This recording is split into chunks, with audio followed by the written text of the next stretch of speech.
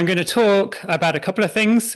Firstly, the DisCouRSE Network Plus project, as I alluded to earlier, developing leaders, and giving us a kind of case study example of some of the things that are possible, how we arrange career pathways within UCL's Advanced Research Computing Centre, where I'm the Director of Collaborations. A very grandiose sounding title, essentially means I oversee our collaborative work with researchers across UCL and beyond. And then conclude with a little advert, because we're running a funding call at the moment and you may wish to apply. So firstly, the Network Plus project that I am leading, along with the 4 other institutions whose logos you can see at the bottom of the screen. The UCL Digital Research Infrastructure Programme funded 5 Network Plus grants this year, all started back in April, around the sort of area of skills and careers for digital research technical professionals. And different projects are looking at different areas. There's one focused on data stewardship, for example, another on mathematical modelling. But for the DisCouRSE grant that I'm leading, we're particularly focusing on leadership. Conceived broadly, covering a range of areas, not just sort of strategy, certainly not just management, also includes technical leadership, which is probably of particular interest to this kind of audience. And the central concept of the grant is to try and develop cohorts of leaders across digital RTP professions who can have an amplifying effect within their local contexts and thereby across the sector achieving culture change. So we're built out of the research software engineering community, which I'm sure Caroline was talking about earlier, gives us a solid foundation on which to work. It's had a lot of recognition within the UK and worldwide now. But RSE is definitely not the only profession in this space. It's certainly not even within the sort of the HPC-AI context, but across digital research infrastructure more broadly. There's a whole range of professions that are relevant and need career pathways to be developed. And much as with the hidden ref approach to trying to celebrate all kinds of research outputs, sometimes if you tackle a bigger problem, you'll have more chance of success than if you tackle a small piece in isolation. So developing career pathways just for RSEs is quite difficult to make headway on within an institution, certainly within a sector. You can get sort of recognition for the role, people realizing that, yes, this is a valuable specialism to pursue, but actually turning that into career pathway so people can start off in a career, build skills and expertise, move on to higher levels. That's quite difficult if you say, well, RSE is a special case. If you look at a broader category of careers, a family of related professions, sometimes you can make more progress. And so the community pillar is kind of central to the project, connecting across these professions, trying to solve that wider challenge, identifying best practices that are happening within the community and celebrating and expanding those. One of the key features of a Network Plus style grant is that we need to give away half our budget. So we have flexible funding rounds, and the first one for DisCouRSE has just launched last month. And so I'll talk about that at the end. But first give you a highlight of the kind of things that we're doing within the project centrally. So community is key to our activities, actually bringing these different professions together, identifying what professions are out there. And we have a fairly good idea of what those should be, but it almost certainly doesn't cover everyone. There'll be people that don't necessarily identify with some of the professions we've noted. There will be communities out there that we don't know about. So finding those communities and connecting them together is one strand of work within the project. And we're particularly looking for conduits, people who connect across different communities that can actually bridge those different activities, find things that are going on in one area that might be relevant in a different area, help different communities to work together to achieve their goals. And that's kind of a key theme of the project. And I think with this HPC-AI, by its nature, it is connecting different communities with AI research, with the HPC providers and so on. And so likely many conduits in this room here. And we're pushing that sort of getting people together to work in partnership and raising awareness across different communities of what's going on, sharing the initiatives that are being successful that others can learn from.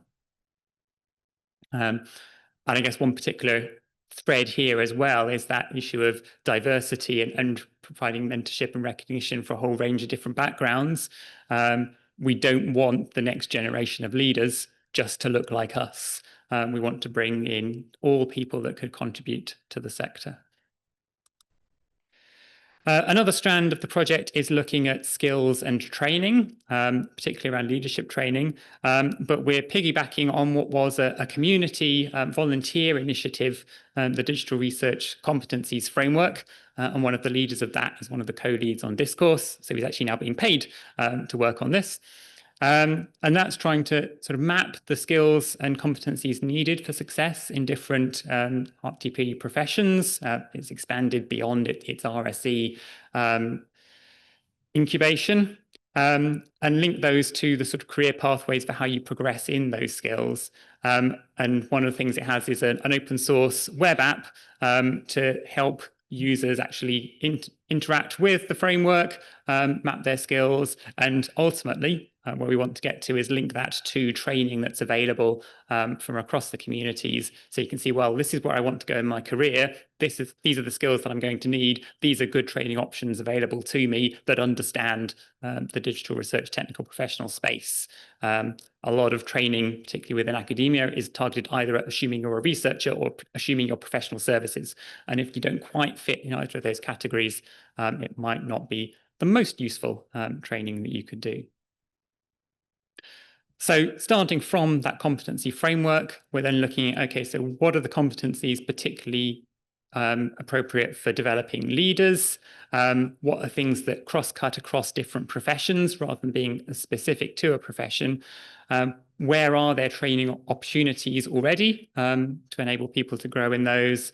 Where might things need to be developed? And we can target the flexible funding towards that potentially. But ultimately trying to pull some of this together into a program for cohort-based training. And that cohort aspect is particularly important so that people have a community going through the same kinds of challenges in different institutions, different organizations, where they can pool their experiences and hopefully work together to achieve bigger outcomes, lean on sort of what's being done in one institution to make the neighboring one jealous and so on, so that we have an alumni community coming out of the program that can work together to achieve culture change. And then the final strand within the project that I'm particularly looking at is the careers and career pathways. It's no good training a next generation of leaders if they don't actually have jobs within which they can use those skills and ways in which to work. And we recognize that local contexts, even just within academia, but certainly across the wider sector, differ hugely. And approaches that work well for a big centre in UCL may not work well for a small research lab, independent lab or something. So the context in which these groups operate is really key. So we're doing various studies, particularly I'm interviewing group leaders in different areas to understand how they've adapted to particular challenges, what approaches have worked well there, to see if we can try to pull together some guidance and lessons learned for other groups. We're also running some focus groups, and the first one of those is in January. Registration will be available soon, looking at specific aspects of running teams. Team culture will be the focus of the first one. And trying to promote career pathways across the sector by showcasing what can work, engaging with policy as well, but often it's the sort of local policy within institutions that you need to work with. So bringing those people together to understand what are effective business cases to do these kind of things. So one example is what we have been able to do at UCL with the Centre for Advanced Research Computing, which launched in 2021, so we're just over 4 years old now, as UCL's Research, Innovation and Service Centre for the tools, practices, systems and people that enable computational science and digital scholarship. Very grand sounding. Essentially, we're a hybrid. So we are running professional services for the university. We run the compute, research data storage, and so on. We provide training for researchers in how to make effective use of those systems. But we're also a research lab, and we do research and innovation in how to actually build, run, and use these kind of systems more effectively. So we explicitly have both roles now within the university, and we're a bit of an experiment for career structures for people in these kind of hybrid roles as well. So as mentioned, ARC launched in 2021. It actually starts a long way back in 2012 with Research IT Services that was formed as part of a wider restructure of IT and UCL. And that brought sort of a lot of the HPC provision within the university together into a central team. But as an experiment within that, we created a team of research software engineers. James Hetherington led that back when the term was first coined. With an explicit growth agenda. So these were people that would engage in research projects and would be able to bring in research funding through that collaborative work to be able to grow the team. So it was 3 were funded by the university, but the intent was never to stop at 3. It was to grow through bringing in external revenue of different kinds. Now, that sort of growth agenda was limited to the research software engineering team. That was very successful. It grew massively at an average of 50% per year over the next 10 years. And so part of the rationale for ARC was to expand that to say, well, can we use the same kind of mechanisms, not just for those that are engaging directly with research, but also those that are building and running the services as well. And another of the key things that we did with the creation of ARC was creating professions. So rather than having a lot of specialist roles, unique job titles for different individuals, collating those into families, research software engineering being one of those, so that there was a career structure for people to operate within. And we have now 5 professions within ARC. The professional research investment and strategy managers were added slightly later. The PRISM network, several ARC people are involved in, including Donna, who I can see in the audience. And these professions were co-created with all of the staff that were part of the centre at the time. So for a lot of staff, it meant changing their job description and hence contract. So we wanted to make sure that those job descriptions, everyone could identify with where they were, and they were still at the same grade. They weren't going to get a demotion or a salary cut through the process. So making sure that they could recognize themselves within one of the professions, but also making sure that there were pathways to grow and progress within those professions. So each one runs from a grade 6 in UCL, it's kind of out of MSc undergraduate level, all the way through to grade 10, full professor equivalent. And we have a promotions process by which staff can progress from one grade to the other with criteria that actually match the profession. So all of the job descriptions are written in an additive fashion, so you can see clearly, well, what are the duties and responsibilities and criteria that you need to meet? How does that differ from one level to the next? And that process is common across all the professions. So the career structure works across the whole department. We don't have special things for one or another. And that ran for the first time in 2022 as a pilot. Again, with a theme of sometimes hitting a bigger problem works. This was done jointly with the whole of ISD rather than just being something for the 100-odd staff in ARC. When you've got 500 plus staff in ISD as well going through a similar process, the university pays more attention. And it's been very successful. You've got some of the numbers there. The number of applications has gone up again this year. I think we had 12 people achieving promotion. And that's been really helpful for improving staff retention and morale as well. People can see that there's clear opportunities to progress in their career. They don't get to a glass ceiling where you've got to leave UCL if you want to go further at this point. And we've had staff promoted across every grade transition so far.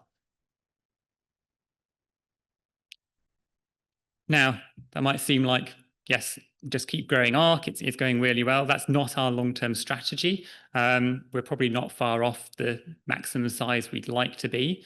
And actually, we want to be able to benefit people in these kind of careers across UCL and also across the country through initiatives like DisCouRSE. So one of the things we're focusing on at the moment is this concept of ARC spokes, where we're using our critical mass within the university to help seed specialist teams in other departments or faculties that can be more domain focused, but still benefit from the same kind of career opportunities and can work closely with ARC to call on more general skills if they don't have that within the smaller team, and help to ameliorate the financial risk for underwriting permanent posts in different areas as well. That is not entirely well supported by central processes in terms of how you run these teams and manage the financials and everything involved. Again, we're working on that to help teams get set up and operate. And the model provides for essentially a pool of staff who can work on permanent contracts, collaborating on research projects, working sort of on equal standing with the research teams, but give a lot more flexibility than just trying to hire the postdoc that can do everything on your grant. And as we see, it's been very successful in terms of growth, in terms of impact for UCL, in terms of financial value and viability, which is what the central committees are often interested in determining whether we continue with this and grow. And we have agreement that the surplus we generate through research indirects and teaching income can actually be reinvested both in our research into how to improve our services and the way that we operate, and it also subsidizes the services that we run for UCL directly. So it's not disappearing into a central black hole somewhere, but there's a direct link. So just to finish off then with the advert for the Flexible Fund. This is round 1 of 5 over the next 3 years. So calls will be coming out about every 6 months. And over the 3 years, we're distributing £1 million. On this occasion, it's kind of a pathfinder call. So we're doing small grants, but very broad in scope. So anything sort of related to leadership, careers and skills within any digital RTP profession is very much in scope. Finding out what's going on within the community, what ideas you have, what might benefit from an investment or a bit of exploration, data gathering, pilot projects, and the like. Each project up to 10K as total budget, but hopefully we'll fund a lot of those, 10 to 20, sort of indicative. One of the key things is that projects must be led by a digital RTP. So we're kind of trying to subvert the usual grant funding process here and promote the roles of these kind of professionals in leading research themselves, in being able to win funding within the universities, get the central processes used to doing that for when larger grants come along. And we very much have an open emphasis as well, so that the outcomes of the projects can feed back to benefits for the wider community, considering both the environmental sustainability angle that we've talked about a bit, but also the sustainability of work done, how that's promoted, and increasing the diversity within the community. So full details on the website. There's a webinar from earlier this month. You can see the recording with Q&A and so on, but I'm happy to take questions about it now as well. So thank you for listening. Acknowledgements to UCL for the funding. I've got my co-leads there and around 20 organisations that gave letters of support for the project as well, working with us. Thank you very much. Thank you, Jonathan.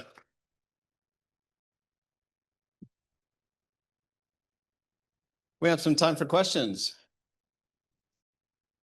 Yes, sir.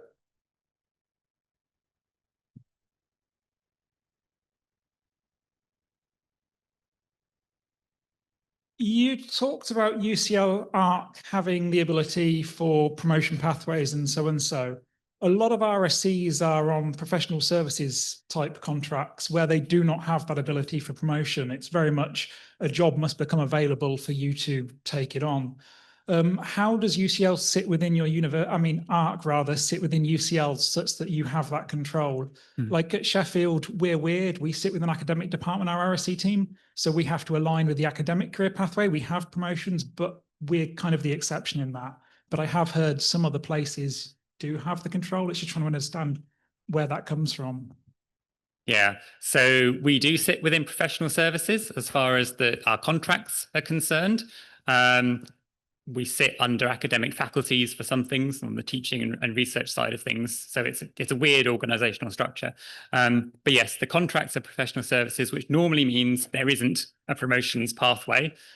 So this was done initially as a pilot for ISD and ARC as a way of doing something that paralleled more closely the academic process, in terms of having an annual cycle, panel review of applications and this kind of thing, but with criteria that were tuned to the needs of ISD and ARC rather than to the academic pathway, which doesn't fit a lot of the work that we do and wouldn't work for many of the staff. So that was put in as a business case, working with central HR to approve this, justified by the ability to retain and recruit staff and actually have a cost saving. Because if you're failing to recruit staff, you're having expensive contractors to fill skills. That's actually really expensive for the university. If you can get homegrown staff that go through a pipeline, build skills, build understanding of UCL and how it operates, that's much more cost effective for the university potentially, even though the staff get promoted and hence are paid more. The scheme still pays for itself over time. So it was that kind of justification, those kind of discussions with the university, having the support from the CIO, the director of ISD, was really crucial to getting it over the line. Any other questions? Yes, sir. Hi, Jonathan. Looking to the future in the DisCouRSE project, what kind of things might you imagine coming out in after this first round of calls and developments from the seed-corns? Oh, interesting one. I kind of like to be surprised. So I want to find out about stuff. I mean, I know a lot what goes on in the RSE space and people we've talked to already. We very much want to find out what other good things are going on out there that we just didn't know about, that we seek to learn from. One of the things I'm finding we're doing the interview series that, I can get good ideas from what other groups are doing. We can try implementing them in ARC. And hopefully that will work both ways as well as I talk about how we operate and some of the challenges that we've managed to overcome. So I want a lot more of that kind of crosstalk of learning from each other what has worked. And hopefully as we can make a big song and dance about what has worked, other institutions will start to pick that up and either just take it on board, but also innovate and improve on what we do, because we definitely, I'm not saying everyone should look like us, far from it. Any last questions? Got one at the front. Okay, Mark. You're it.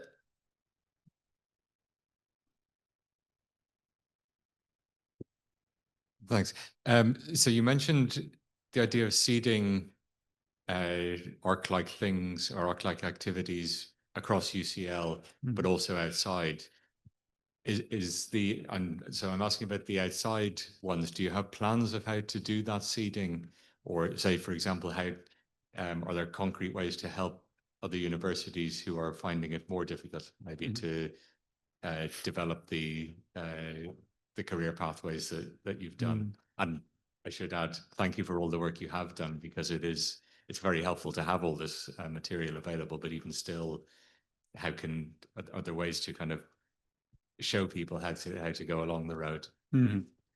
Yeah, so I guess there are some differences in what we can do internally within UCL and externally. So outside, it's primarily around describing what we do, how we've overcome challenges in order to help people who are going through similar problems. I'm always very happy to talk to anyone that's looking to do something like this within their own institution and discuss whether any of our experiences and painful process might be of benefit, and slowly publishing more of sort of what we've done and ways of working and so on that will come through the DisCouRSE work. For things that are internal to UCL or sort of with our partner organizations, we can do a bit more because there's a common financial basis. So we can actually help to reduce the financial risk by sharing work across teams. If one of the spoke teams doesn't quite have enough work, or if they have too much work, equally they can draw on ARC staff to help with some of that.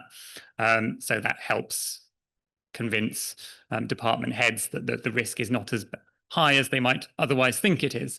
But that's also work. One of our spokes is joint with UCL Hospital as well. And so there's a team, some of the staff are employed by the hospital, some staff employed by ARC, working jointly on medical research projects across both organizations. So there's sort of variations. Each spoke looks a bit different at the moment. Okay, thank you, John.